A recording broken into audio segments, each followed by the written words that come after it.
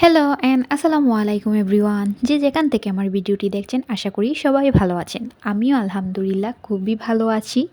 তো দেখতেই পাচ্ছেন ভিডিওর প্রথমেই নীল পলিশ দেওয়া হচ্ছে। এক্সাম শেষ, বেড়ানো শুরু, মানে ভ্যাকেশন টাইমে তো কোথাও না কোথাও যেতেই হয়, তাই না? তো আমরাও ছোটোবেলা থেকে এক্সাম শেষ হলে নানা বাড়িতে যেতাম, এটাই ছিল নিয়ম। আর এবারও ব্যতিক্রম না, এবার জেরিনের এক্সাম শেষ হয়ে গিয়েছে, নানুর বাড়িতে যাওয়ার প্রিপারেশন চলছে, প্লাস নানুর বাড়িতে একটা অনুষ্ঠানও আছে, সেই জন্যই আমরা যাব আর কি। তো এই তো প্রথমেই দেখতে পাচ্ছেন উনি ঘরে বসে কি সুন্দর করে নীল পলিশ দিচ্ছেন। উনি বলতে আমার ছোটো বোন জেরিন, ওনার কথাই বলছি।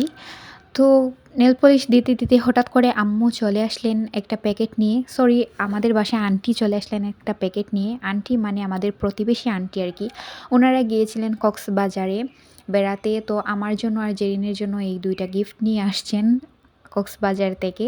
তো সেটাও আপনাদেরকে দেখিয়ে দিলাম। আর এটা ছিল নেক্সট দিন, আমরা রেডি হয়ে গিয়েছি, এই তো সব কিছু ব্যাগ ট্যাগ এগুলা নিয়ে। কোথাও গিয়ে স্টে করা যে কত ঝামেলার, কত প্যাকিং করতে হয়, ব্যাগ ট্যাগ এগুলা কতটা যে হয়ে যায় নিজেও বুঝতে পারি না। সব কিছুরই প্রয়োজন, সব কিছুই নিতে হয়। তো এই তো আমরা দুই বোন সেম সেম ড্রেস পরে নিলাম, একদমই কমফোর্টেবল একটা ড্রেস পরেছি, যেহেতু ট্রাভেল আর সিলেট টু মৌলভীবাজার অনেকটাই জায়গা, তো সেখানে কমফোর্টেবল একটা আরামদায়ক ড্রেস পরলেই ভালো। তো আমরা দুই বোন সেম সেম ড্রেস পরেছি আর এখানে কিছু ভিডিওস করছি। আজকে যে কত তাড়াহুড়ার মধ্যে দিয়ে আমরা যাচ্ছি, কারণ আরও 2 দিন পর আমাদের যাওয়ার কথা ছিল, কিন্তু হুট করে কিছু প্রবলেমের কারণে ওই দিনই আমাদের যেতে হয়েছে। রাত্রে ডিসাইড হয়েছে আর কি 12টার দিকে যে আমরা কালকেই যেতে হবে।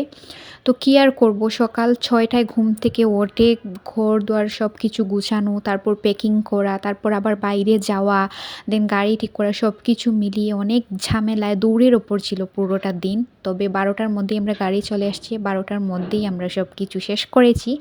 দেন আমরা চলে এসেছি, শুধু চা খেয়ে এসেছি। আর এত সকালে উঠে অনেক বেশি খিদে লাগছিল, প্লাস অনেক বেশি টায়ার্ডও লাগছিল। তো ফুলকলিতে চলে আসলাম আমরা, এসে যেহেতু নানুর বাড়ি যাব কিছু তো নিতেই হবে, তো ওগুলা নিতেই চলে আসলাম।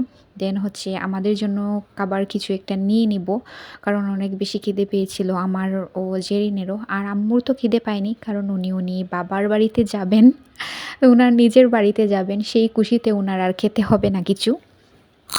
তো তাড়াহুড়ার মধ্যে দিয়ে চিকেন রোল 3টা নিয়ে আসছি, আর ড্রিঙ্কস আনছি, পানি আনতে ভুলে গেছিলাম, সমস্যা নাই, ড্রিঙ্কসেই চলবে। তো আমরা গাড়িতে বসে বসে খাচ্ছিলাম। আর দেখতে দেখতে কোনো কারণে যদি আমার ভিডিওটা আপনাদের কাছে ভালো লেগে যায়, লাইক কমেন্ট শেয়ার করতে কিন্তু একদমই ভুলবেন না। ফেসবুক থেকে আমার ভিডিওটি দেখে থাকলে আমার পেজটা ফলো দিয়ে দিবেন, ইউটিউব থেকে আমার ভিডিওটি দেখে থাকলে আমার চ্যানেলটা সাবস্ক্রাইব করে। প্রায় 4 বছর পর নানুর বাড়িতে যাচ্ছি, তাও আবার এইরকম ব্যাগপত্র নিয়ে থাকার জন্য। এরকম আর থাকা হয়নি গিয়ে, তাই আমি খুবই এক্সাইটেড ছিলাম। আর দেখুন রাস্তায় যেন শেষ হচ্ছে না। আচ্ছা, আপনাদের কাছে কি এমন মনে হয় যে যাওয়ার সময় রাস্তায় শেষ হয় না, কিন্তু বাসায় আসার সময় খুব তাড়াতাড়ি রাস্তা শেষ হয়ে যায়? যাওয়ার সময় এত লম্বা হয় কেন রাস্তা, বলুন তো? তো কথা বলতে বলতে অনেক সময় ট্রাভেল করে চলে গেলাম নানুর বাড়িতে। যাওয়ার পরই আম্মু বলছিলেন যে আমাদের ভাত দিয়ে দাও, অনেক বেশি খিদে পেয়েছে। তো আমাদের মামি ভাত দিয়ে দিলেন, আমরা ভাত খেয়ে নিব। আর আম্মুরা খাওয়া দাওয়া শেষ করে গরু কিনতে যাবেন, আগেই বলেছিলাম একটা অনুষ্ঠান আছে। তো সেই ভিডিওটা নেক্সট ভিডিওতে শেয়ার করব। থ্যাংকস ফর ওয়াচিং, আসসালামু আলাইকুম এভরিওয়ান, বাই।